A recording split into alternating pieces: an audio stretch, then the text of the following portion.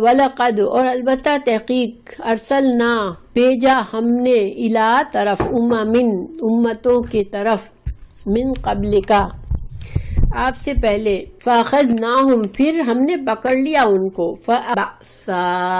بأسا جو ہوتا ہے وہ ذہنی پریشانی، دکھ، مالی پریشانی یعنی مال کی تنگی، اور ضرّا کیا ہوتا ہے؟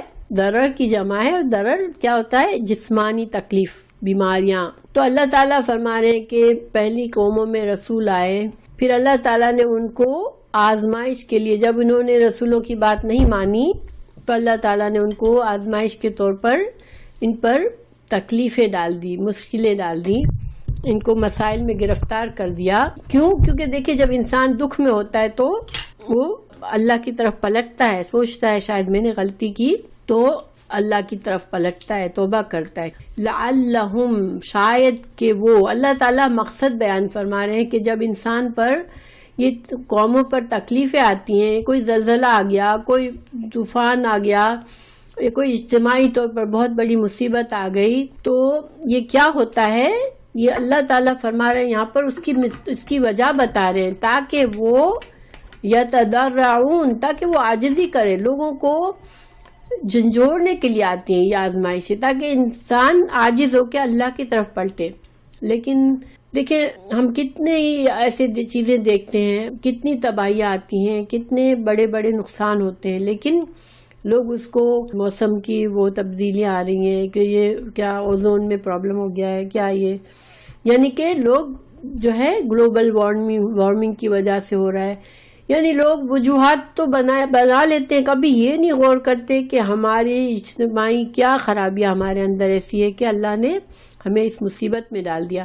اور انڈیویجولی بھی دیکھیں، خاندانوں پر، لوگوں پر جب بیماریاں آتی ہے تو ہمیں اپنے اندر جھانکنا چاہیے۔ اب دیکھیں مشکل اور بیماری ویسے آزمائش کے لیے بھی آتی ہے، ٹھیک ہے، ایک نیک انسان ہوتا ہے، کچھ غلط نہیں کر رہا، وہ بھی بیمار ہوتا ہے، اس پر بھی مشکل آتی ہے، اس میں بھی ایک فائدہ ہوتا ہے کہ اللہ تعالیٰ اس کو اور پاک کر کے اس کے درجات کو بلند کرتا ہے۔ اور بعض گنہگار ہوتے ہیں، اس پر بھی مشکل آتی ہے، تو اس کو کیا ہوتا ہے کہ تاکہ اللہ تعالیٰ اس کو جھنجھوڑے، تاکہ وہ اللہ کی طرف پلٹے، ٹھیک ہے، اس کے اندر عاجزی آ جائے، اس کا تکبر ختم ہو۔ جب تک تکبر ہوتا ہے تو انسان دین کی طرف نہیں آ رہا ہوتا ہے۔ ان قوموں کو اللہ تعالیٰ مثال دے رہے ہیں کہ رسول آئے، ان کی قوموں نے ان کو انکار کیا تو ہم نے ان کو تکلیفوں میں ڈال دیا، نقصانات میں ڈالا، تاکہ مقصد کیا تھا کہ یہ ان کے اندر عاجزی آئے اور وہ حق کو مان لیتے۔ لیکن اللہ تعالیٰ نے کیا فرمایا؟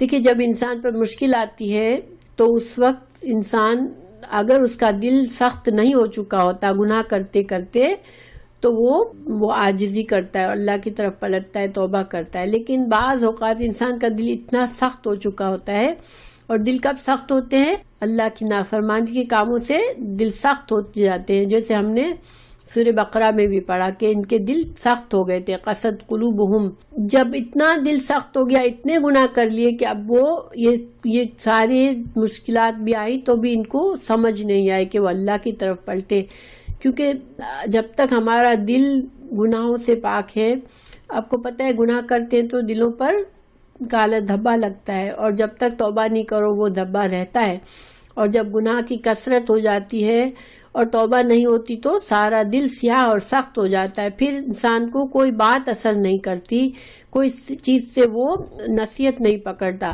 اور پھر شیطان، جتنا ہم گناہ کرتے اتنا شیطان ہمارے اوپر حاوی آنے لگتا ہے، وہ ہمیں ہمارے گناہوں کو ہی، ہمارے غلط رویے کو ہی ہمارے لیے خوبصورت بنا دیتا ہے۔ تو اللہ تعالیٰ اس سے محفوظ رکھے کہ یہ دو چیزیں، ایک دل سخت ہو جاتا ہے، ایک شیطان اتنا حاوی ہو جاتا ہے کہ وہ انسان کو پلٹنے نہیں دیتا اللہ کی طرف، اس کے گناہوں کو ہی اس کو خوبصورت بنا کے دکھاتا ہے۔ کس وجہ سے؟ ما کانوا یعملون، جو ان کے گناہ تھے جس کی وجہ سے شیطان ان پر حاوی آ گیا، ٹھیک ہے۔ اللہ تعالیٰ محفوظ رکھے ہمیں، جب بھی غلط کام ہو بہتر ہے کہ ہم توبہ کریں اور اعتراف کریں اور اپنی اصلاح کی کوشش کریں۔ اگر ہم اس پر اڑتے ہیں تو شیطان جو ہے وہ مضبوط ہو جاتا ہے، شیطان ہم پر پھر حاوی آنے لگتا ہے۔ فلما، پھر جب نسو، وہ بھول گئے، ماں جو ذکروا، جو نصیحت کی گئی تھی، بھی اس کی، یعنی کہ جو ان کو انبیاء نے نصیحتیں کی تھی، انبیاء نے ان کو سمجھایا تھا، اللہ کی طرف پلٹنے کو کہا تھا، جب انہیں نقصان ہونے پر بھی وہ اثر نہیں ہوا، ان کے مصیبتوں پر بھی نہیں ہوا، تو پھر اللہ نے مزید عذاب کس طرح دیا ان کو؟ فتحنا، کھول دیا ہم نے ان پر، علیہم ان پر، ابوابا دروازے، کل ہر شعین ہر چیز کے۔ اب اللہ نے ان کو ایک اور طرح سے ان کو آزمایا، کیا کیا؟ کہ اب ان کو فراوانی کر دی، تمام نعمتیں، ان کے نعمتوں کے دروازے کھول دیے، مال بڑھا دیا ان کے لیے دنیا کی آشائش کی چیزیں بڑھا دی، بہت کچھ دنیا کی چیزیں ان کو دے دی۔ یہ بھی ایک اللہ کا عذاب ہوتا ہے کہ جب انسان گناہ پر ہوتا ہے، غلط کر رہا ہوتا ہے، اور اس کو ملتا رہتا ہے، مزید دولت ملتی ہے، مزید اس کو قوت ملتی ہے، مزید اس کا شہرت ملتی ہے، تو یہ بھی ایک عذاب ہے۔ کیوں؟ کیونکہ اس میں پھر انسان اتنا مست ہو جاتا ہے کہ وہ پھر گناہ پلٹنے کا سوچتا بھی نہیں ہے۔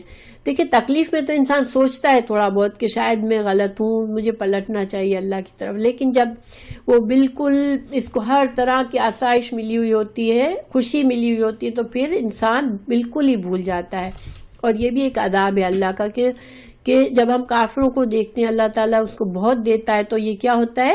یہ ایک عذاب ہوتا ہے۔ کیوں؟ حتیٰ، اللہ تعالیٰ فرما رہے ہیں، یہاں تک کہ اذا، جب فرحو، وہ خوش ہو گئے، بما، ساتھ اس کے، اوتو، جو دیے گئے۔ اب وہ اتنے مست ہو گئے کہ ان کو کچھ ہوش ہی نہیں تھا کہ کیا ہوگا ہمارا انجام، کہاں ہم جا رہے ہیں۔ اللہ تعالیٰ انسان کو دونوں طرح سے آزماتا ہے، تو نعمتوں کی فراوانی بھی ایک آزمائش ہے، اور ہمارے پاس جتنی نعمتیں ہیں سب آزمائش ہیں ہمارے لیے۔ ہمیں ہر آزمائش کے لیے، ہر نعمت کے لیے صحیح استعمال اگر ہم کرتے تو وہ ہمارے حق میں فائدہ ہے، یعنی کہ جب نعمت ملے تو اس سے ہم اللہ کو خوش کرنے کے کام کریں، ہم تکبر نہ کریں، ہم عاجزی سے کام لیں، اور ہم ان میں اسراف نہ کریں، اور دوسروں کا حق دے، اس میں سے اللہ کے بندوں کا حصہ نکالے، تو پھر یہ انعام ہے، یہ ہمارے لیے پھر اللہ کا انعام ہے۔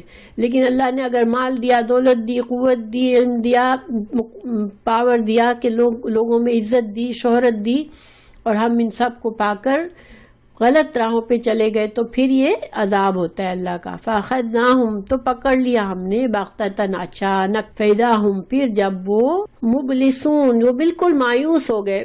اللہ تعالیٰ نے پھر اتنا کچھ ان کو دیا کہ یہ بالکل مست جب ہو گئے، تو اچانک سے اللہ کا عذاب آ گیا، اور یہ بالکل اب تو کوئی مکمل مایوسی ہو گئی۔ اب عذاب کے بعد ان کو کوئی امید نہیں تھی کہ اب وہ اس سے نکلے۔